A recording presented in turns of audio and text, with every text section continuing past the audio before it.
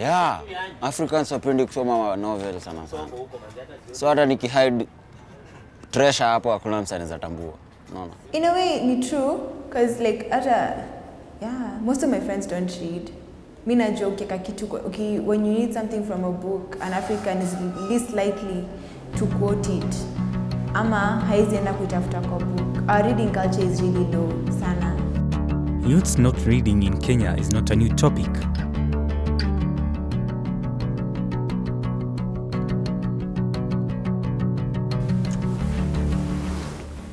Which book are you reading currently? Let me make it realistic. When was the last time you read a book? Were you reading for leisure or for academic reasons? Let me even make it easier for you to answer. Did you read the book because it was recommended by your friend, or did you find it while looking through books in the library? Good afternoon. Today, I'll focus on the reading culture among the youths. I'm Mesha Komuko, and this is Vivify Your Reading.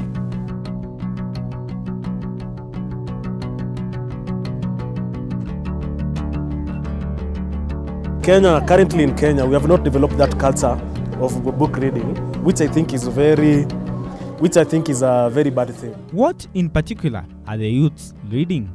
The youths in Kenya are reading, but they are reading academic notes. The youth in Kenya are interesting because they are in school to pass exams. They do not understand that reading itself to acquire knowledge is strength. Knowledge is not just acquired for exams. Knowledge is acquired from different sources for life. They're not reading as much as they should. They're not reading in areas they should be reading in. And I'm worried that if that goes on, then we may end up with a generation that does not read at all. I think it's actually catastrophic for the society. If the youth's reading culture is this pathetic, what do they use then to do their research? Online platforms. Most of the time I use my brain. I think, and then if maybe I'm not able to make the best decision, I go to the internet. That's where I remove most of my research work. Having found out that most of the students use their smartphone to do research, does this mean it has affected the reading culture? It has affected. In fact, so much. Before nishike smartphone kitambo, nilikuwa napitia vitabu hivi, unaona.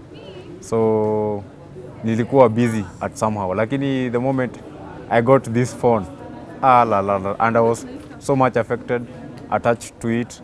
Nowadays kusoma ni kwa simu. Na hata si vitu zina make sense, ni social media tu peke yake, Facebook, vitu kama hizo vitu zina trend. Umeelewa? Yes, I think it has.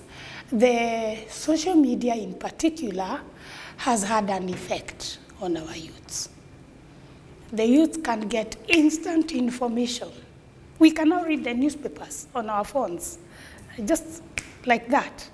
I don't have to go and buy the hard copy. I just need to have my internet and I'm able to access my newspaper. That is affecting our reading culture. According to Davis Motaki, a librarian at St. Paul's University Nakuru Campus, the following are other factors that have affected the culture of reading. I also realize that it's not only social media that has captured most people, but technology, our TV sets in our houses. We spend a lot more time just watching TV, hours watching TV and movies, than reading. I realize that. It's not that it's a new thing. I realize that. And I switched off my TV, by the way. I've not watched TV for nearly a month now. And I realize that I have a lot more time to read. In fact, I'm happier. Because the moment I land in my house, I get on to my books. The moment I wake up in the morning, I get on to my book. What in particular are the youths reading? There was a poll done in 2015 by Geopol, which said only 20% of the audience of newspapers and magazines are youths. So you can imagine if magazines and newspapers are read by only 20% of the youth. What about books? A very minimal percentage. Looking forward for somebody who will do a research on that to give us specific documentation on that. The youth of today, I don't want to call it trash, but then they're reading in things that may not be very helpful to them. I would have expected them to be reading on areas of literature, areas of creative arts, areas of language, the social sciences. But then we see a trend where people are simply reading about stars and stuff that may not be very useful for them. The other vital thing we need to know is who is to be blamed for the poor reading culture among the youths. We cannot place the blame on an individual. I think there is a trend in Kenya. We cannot divorce Kenya from the world, and we cannot divorce the effects of media to our Kenyan youth, the global effect of media to our Kenyan youths. And therefore, I cannot blame it on the teachers. I cannot blame it on the students themselves. I think it's a culture that people have chosen to acquire, which can be reversible. I think it's reversible. I don't want to blame the youth by saying they are lazy, because anybody who has a culture, acquired a particular culture, doesn't find it tough to read. So I think I cannot blame anybody. I think it's a trend, the global trend, which is different. The West read because they have a culture of reading and writing. The Africans, after learning how to read, claim, I know this is not substantial, but they claim we are naturally wired orally. We had oral literature, we speak our stories, we narrate our stories. Someone claims that that's the way we are. However, we are post that. We are now in an era where, whether we like it or not, we've got to read. So I would suppose that it's the trend, and I think I don't want to blame anybody. I think the youth are a product of the society. The society is affected by external and internal factors. So there are very many factors which we may have to look into before we put any blame on anybody. Let's look at the youth's reason for not using the library much to do their research. Wajua library iko at a specific point, lakini vitu kama laptop, simu ni vitu portable, unaweza access it anywhere, hadi kwa mat, hadi kwa nini, lakini hadi ukiwa nyumbani.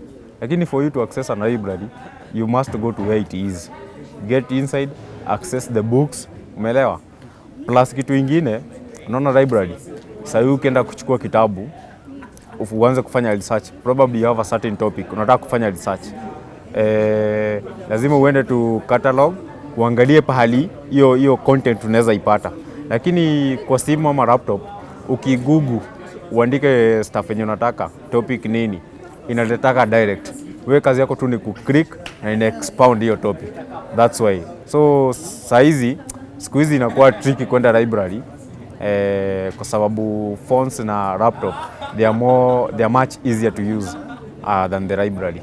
Though the library iko na content mingi kabisa kuliko hizi smartphone gadgets zenye tunatumia. Having known why youths don't use the libraries regularly, let's get to know from librarian Davis Mutaki if ebooks are the reason why the libraries are hardly used nowadays.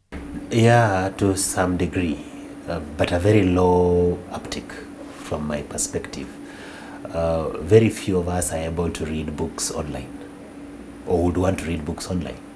From some of the interviews I have conducted, most students would rather have the physical book than an ebook. And even with the ebooks, you will have expected that probably because of the access part of it, that a lot more people will be reading the online books. But it's not, from what I have seen, very few even know how to access those online books. Yeah, so the reading culture has not improved from the access that we provided for ebooks. We have very little that is going on there. According to lecturer Gladys Oboge, who is also an author, the following are the effects of the youths in school reading, particularly for exams. The youth in Kenya are interesting because they are in school to pass exams. They do not understand that reading itself, to acquire knowledge, is strength. Knowledge is not just acquired for exams. Knowledge is acquired from different sources for life. Reading for academics only, for young people, is disastrous. It is disastrous in that when you just read for exams, you don't want to remember that after exams. But reading is supposed to be to broaden your knowledge for life. You read for life. I think it has had a disastrous effect to our young people. They just want to pass, and after passing, that's all. They don't want to broaden their knowledge. Yes, I think they read more for leisure and academics. And when they read for leisure, they go for magazines. Yes, and they go for newspapers, scanty, just knowing what's happening in the world today. And after that, academics. Once they pass their exams, in fact, some have been known to burn their books because they think, phew, I'm done. But books are important for life. Book donation from other parts of the world, and mostly the West, to Africa has been going on for long. In Kenya, for example, Book Aid International, a book donation organization, has been supporting Kenyan libraries since 1960. The books are either donated to Kenya Nation Library Services, KNLS, to community-based libraries, or even to schools. Due to this, most of the books in the libraries are seen to have been dumped from the West, having found no use for the people who donated them. Yeah, in Africa, we would expect that because of our economic status. That is not to say that the books that have been dumped are of low quality or do not probably meet the societal needs that we have. They are good books. They maybe have been written for a different generation or a different group of people, but they're still useful books. From what I have seen, they're very useful books. They may be a bit out of date, probably not aligned with our African culture, but they're good. I concur. We get a lot of aid from Western donors for books. We have Book Aid that bring in a lot of books. We have enjoyed reading some of their books. So I wouldn't say there's any issue with dumping of books. I suppose that when you use an object, and the object is still useful, you pass it on to another person to get information. So I don't think books are dumped. I think they are just passed on. Africans will write books on their stories, and they will be passed on to generations. Due to more books from the Western parts in our libraries, does this mean that African writers are not writing books? They do write much, but then we're discussing the economics of it. How many of us are actually able to buy books? When they're worried about what they will eat, how many of us are actually able to spend every month a few shillings to buy books? So probably that's why the appeal for Western donations is really rife, because we get them free. All right, so it's easier for us to read what is being given free than to buy. Although I would encourage that changes, but until our economic status has changed enough to allow us to buy, then you actually should expect that a lot more content is going to come from abroad. As an African author, I have been inspired by books written by very many Africans and whites. I don't perceive books written by whites to only have a Western mentality. When I read, I look for content and I look for facts. I weigh those facts, synthesize them with my culture, and produce something good for my generation. So as an African author, I think we still need them because we are living in a global village. We must understand different cultures and their perspectives to different topics in life in order for us to be effective in our current society. Let's now look at which kinds of books the youths think can motivate them to read regularly. Vitu kama love books. Inaitwa romance ama ni love books? Vitu kama hizo. Motivation books. Yeah. Zile novels ziko captivating kwa vijana. Unaona? Yenye msane za akisoma na feel captivated. Hiyo sasa. Yenye akitoka hapo atakwambia, biste yake jo ni aje? Hii book ni fi. We are going for a short break. Keep watching.